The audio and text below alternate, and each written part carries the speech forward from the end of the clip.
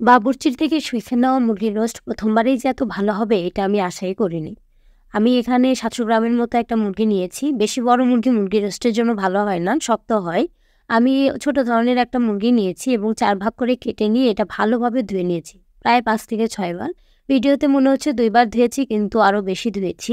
মুরগির রোস্ট বানানোর জন্য প্রথমেই মুরগিটাকে ভেজে নিতে হয়। আমি ধুয়ে নেওয়ার পর এর মধ্যে সামান্য লবণ, সামান্য হলুদ এবং সামান্য মরিচের গুঁড়া দিয়ে ভালো করে মাখিয়ে এটা গরম তেলে ভেজে নেব। একদম গরম তেলে দিয়ে দেবো, তাহলে ওপরের অংশটা একটু ভাজা হবে এবং ভেতরের অংশটা হার্ড হবে না।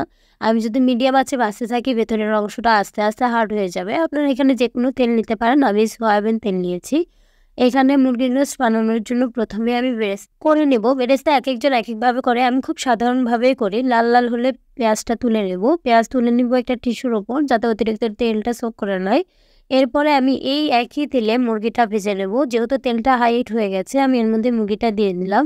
বেশি মিডিয়াম আঁচে ভাজা যাবে না এবং বেশিক্ষণ ধরে ভাজা যাবে না, তাহলে ভেতরের অংশ সহ হার্ড হয়ে যাবে। তখন মুরগির রোস্টটা জুসি হবে না, শক্ত শক্ত হয়ে যাবে। আমি একটু ভেজে নেওয়ার পরে তুলে নিলাম। আমি আজকে প্রথম মাটির কড়াইয়ে রান্না করছিলাম, কিন্তু ওপরে এত পরিমাণ রোদ ছিল, আমি আর ওপরে রান্না করতে পারলাম না, নিচে চলে গেলাম। মুরগির রোস্ট বানানোর জন্য খুবই গুরুত্বপূর্ণ উপাদান হচ্ছে টক দই। আমি এখানে 1/2 কাপ টক দই নিয়েছি। আপনারা যেকোনো টক দই নিতে পারেন। টক দইটা আমি ফাটিয়ে নিব। এরপর আমি কড়াইয়ে কিছু তেল দিয়ে এর মধ্যে একটা দারচিনি, এরপরে 2টা সাদা এলাচ, একটা কালো এলাচ এবং পেঁয়াজ বাটা দিব। পেঁয়াজ বাটা দিয়ে এটা নাড়তে থাকবো।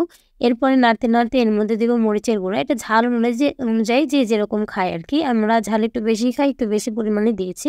এরপর ফাটিয়ে রাখা টক দইটা দিয়ে দিলাম। বাদাম এবং পোস্ত বেটে রেখেছিলাম, সেটাও দিয়ে দিলাম। এরপর 1 টেবিল চামচ আমি টমেটোর সস দিয়েছি এবং 3 টেবিল চামচ আমি রোস্টের মশলা দিয়েছি। এটা প্যাকেট মশলা, কেউ চাইলে মশলা বাসায়ও বানাতে পারে।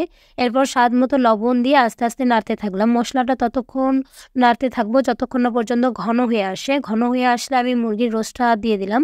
এরপর প্রয়োজন মতো পানি দিয়ে দিলাম। আপনারা ভাবতে পারেন যে মুরগির টুকরা ছিল 4টা, হয়ে গেল 3টা, কেন এমন হলো? আসলে আমার আব্বু দুধ দেওয়া কোনো কিছু খায় না। যেহেতু টক দই আসবে, এর মধ্যে দুধ থাকবে, এজন্য আমি একটা তুলে রেখেছি। ওটা আলাদা করে রান্না করা হবে এবং ততক্ষণ মুরগিটা আমি রান্না করব যতক্ষণ না পর্যন্ত সিদ্ধ হয়। আমার যেহেতু এটা দেশি মুরগি, আমার লেগেছে হচ্ছে প্রায় 30 মিনিটের মতো। এরপর আমি একটা কাঁটা চামচ দিয়ে দেখে নেব যে মুরগিটা সিদ্ধ হয়েছে কিনা। যখন দেখব মুরগিটা সিদ্ধ হয়ে গেছে, তখন আমি 1/2 কাপ পরিমাণ দুধ এর মধ্যে দিয়ে দিব। আপনারা চেষ্টা করবেন একটু প্যাকেটের যে গুঁড়ো দুধ সেটা গুলে দিয়ে দেওয়ার, তাহলে খুব ভালো হয়। এরপর আমি কয়েকটা কাঁচামরিচ এর মধ্যে দিয়ে দিলাম এবং ততক্ষণ পর্যন্ত এটা নাড়তে থাকবো যতক্ষণ না পর্যন্ত ঝোলটা বেশি হয়।